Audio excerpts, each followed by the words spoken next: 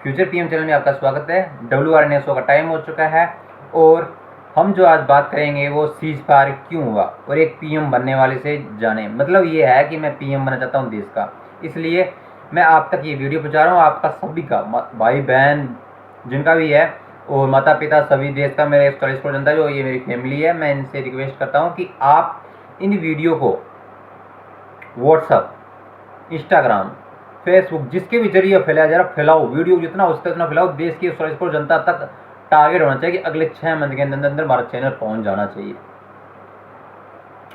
ये नहीं है कि उसने भेजी तो हम नहीं भेजे, आप भी भेजो, आप भी भेजो, ऐसे चलता रहना चाहिए, ठीक है ना।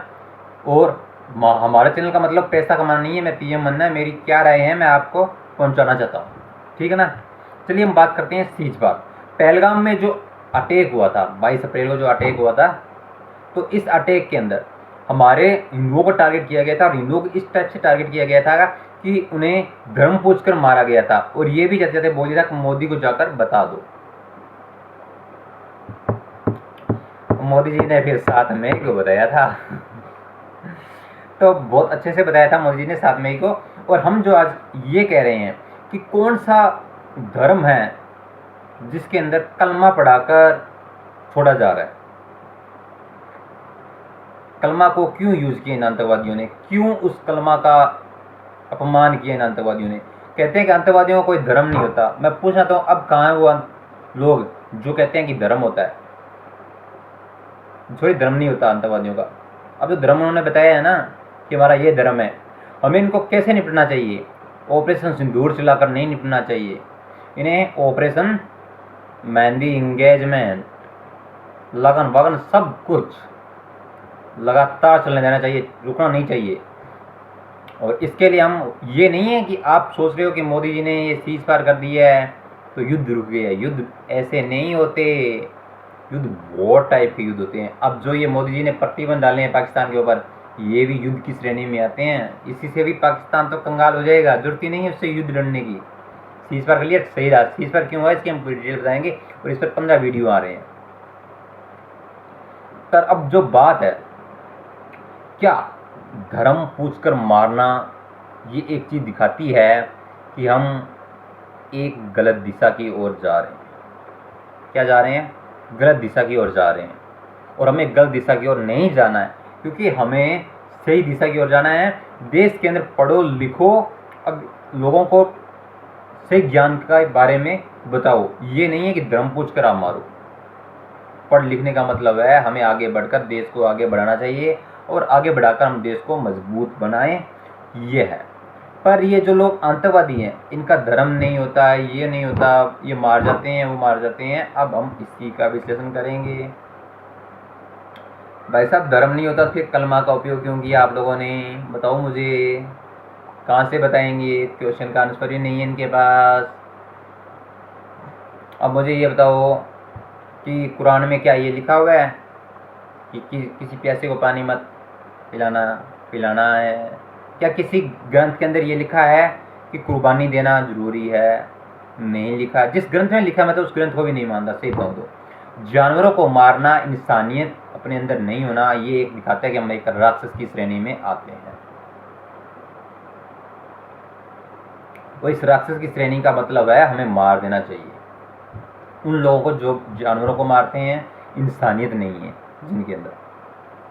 पीएम मोदी ने तुर्की के अंदर ऑपरेशन दोस्त चला करके अर्थक्वेक के टाइम में हेल्प की। उसी तुर्की ने, उस पागल गधों ने, मैं सही बताऊँ कुत्तों ने, तुर्की वालों ने भारत में गद्दारी की, भारत के साथ गद्दारी की। जिस चाइना को हमने अभी तक कुछ नहीं बोला, उस चाइना ने भी पाकिस्तान के साथ मिलकर भारत के साथ गद्दारी की। बांग्लादेश को हमने आज़ाद कराया, वो बांग्लादेश आज हमें आग दिखा रहा है। कुछ लोग बोल रहे हैं ये तो मोदी की विदेश नीति की वजह से हो रहा है। अबे पागलों, तुम मोदी जी को सब दिन कोसते कोसते तुम ये भूल जाते हो कि तुम देश का अभी विरुद्ध कर रहे हो। बांग्लादेश में मोदी नहीं बैठा है, बांग्लादेश में कौन बैठा है पता ना आपको? यूनुस बैठा है इस टाइम। या मोदी जी बैठा होता ना, वहां पर ऐसी चीजें नहीं होती।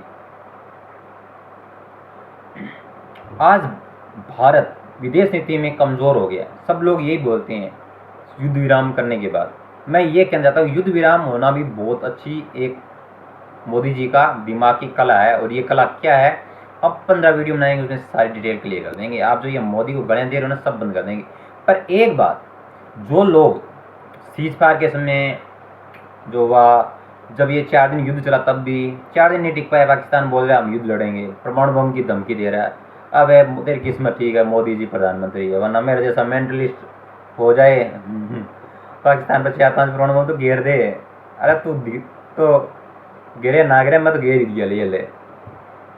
वो तो किस्मत अच्छी है कि मोदी जी प्रधानमंत्री है।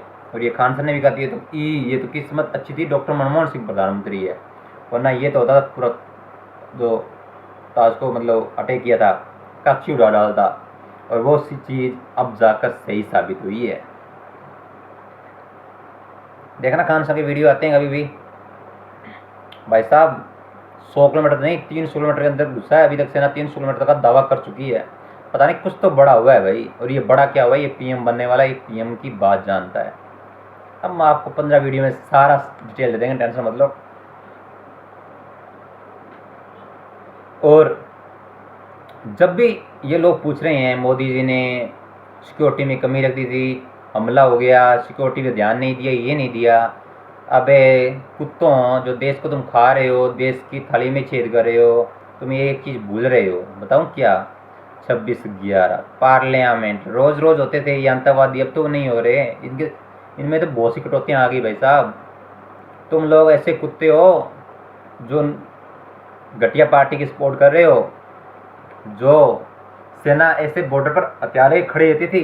सही बताऊँ, छूट इसको दबाना है ना, इसको दिल्ली से छूट लो, पाकिस्तान वाले इस्लामाबाद से छूट नहीं लेते थे, रोज़ शहीद करते थे अपने जवान, रोज़ जवानों को शहीद करते थे।